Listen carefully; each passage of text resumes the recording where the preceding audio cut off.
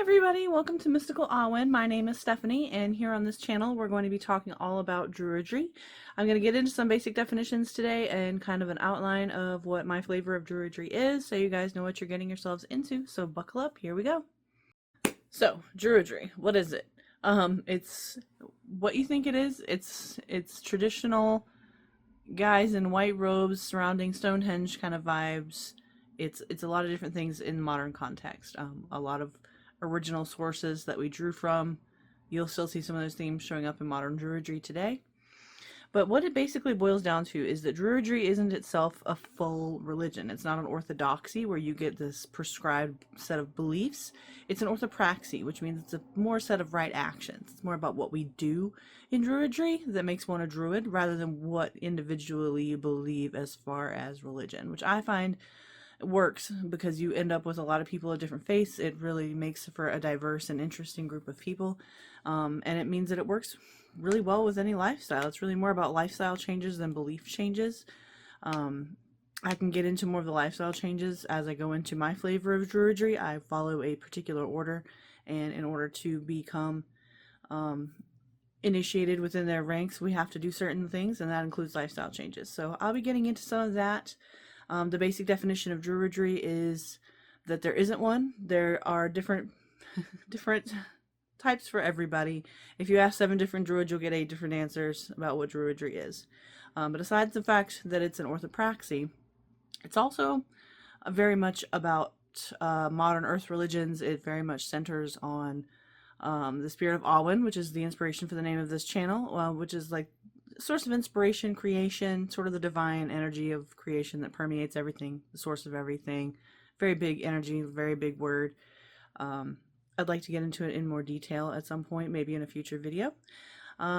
This channel itself is going to be sort of a Druidry catch-all. I'm going to try to answer as many questions as I can, cover as many topics as I can, and also I believe there will be other things to come as well, maybe some different vlogs and challenges. I'm going to make it fun. I want to make it fun. Druidry is fun, and I want to reflect that. To give a very broad definition, Druidry does count as an earth religion. It does center around nature and the belief that nature is sacred. One of the lifestyle changes that you make as an AODA Druid, which is a particular order of Druidry that I belong to, is that you make environmental changes as you can. Like I recycle, I turn on my lights, I do those sorts of things, and that's part of my religious practice. As far as the different veins of Druidism, they all branch out from historical sources as well as the Druid revival that sort of happened in the 17 and 1800s. I can get into more of the history too on another video if you guys would like, but basically it does boil down to a combination of what we know and sort of the vibes, what we think happened, what we think could have happened, what may or may not have happened but seems like something they would do. Druids kind of take imagination and fact and sort of marry them together. You have to when you're working with religion that really has no good documentation. Most of the documentation we have is from conquerors who sort of had a reason to spread propaganda about these people and their practices. So you got to take what the Romans wrote with a grain of salt. But my particular branch is the AODA. It's the Ancient Order of Druids in America. It's sort of DIY Druidry. It focuses more on connection with nature and personal and spiritual development than some of the other groups that exist today, although they each have their own way of doing it. So I don't want to say anything is better or worse because I've been a part of each one of these groups and there's nothing wrong with any of them. I really like them. AODA is one of them. OBOD, the order, oh gosh, I can't remember what it stands for. OBOD. I'm blanking. Bards, Obates, and Druids. That's what OBOD stands for. I could have figured that out, but my brain was not working. But they're a great group. They do more of the Neo-Druidic with more personal and experiential spiritual group work.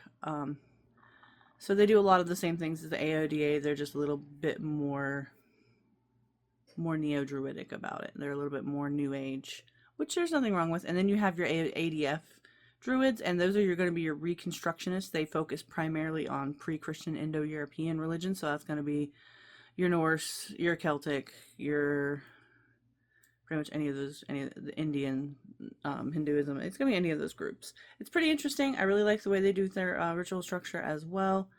though I am currently only a member of the AODA, the Ancient Order of Druids in America. This group allows me to kind of freestyle my Druidism with my paganism. I am a Norse pagan, or Norse Druid, I guess technically, if you want to marry the two together.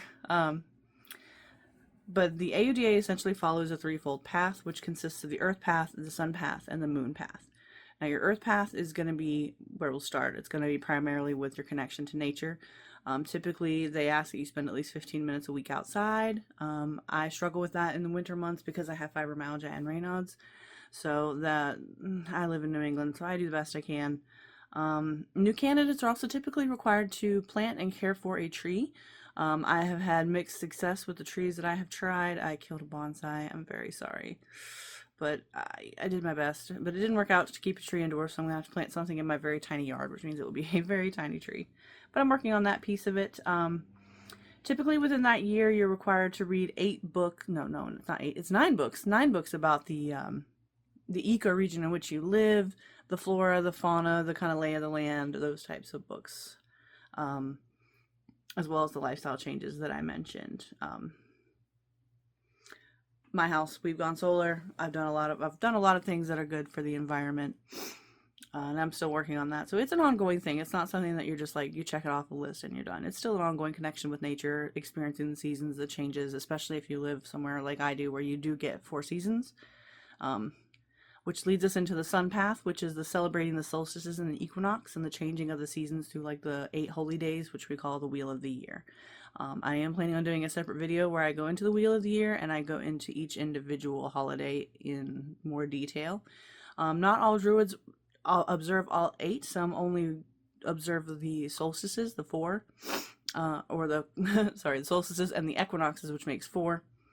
Some people do different things. Some people add more, some people add less. Like I said, it's kind of a build your own, so you kind of build your holiday festivities in with the changing of the seasons. Most of it's already built in that way.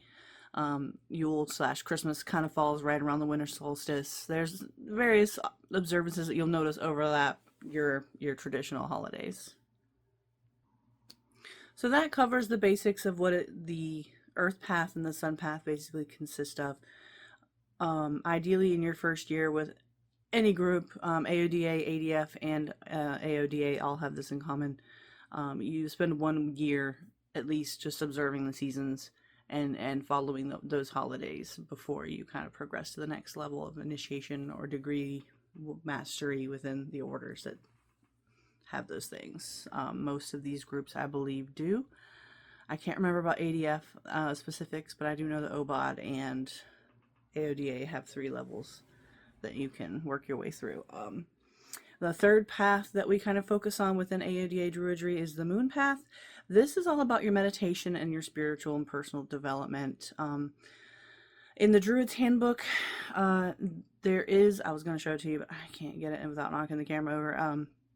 There is a type of meditation that they recommend for beginners called discursive meditation.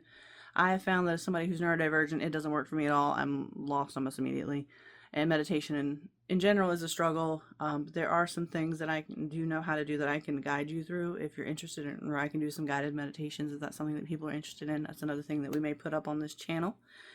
But what I do is more of a sacred grove that I create up here that I kind of tend to.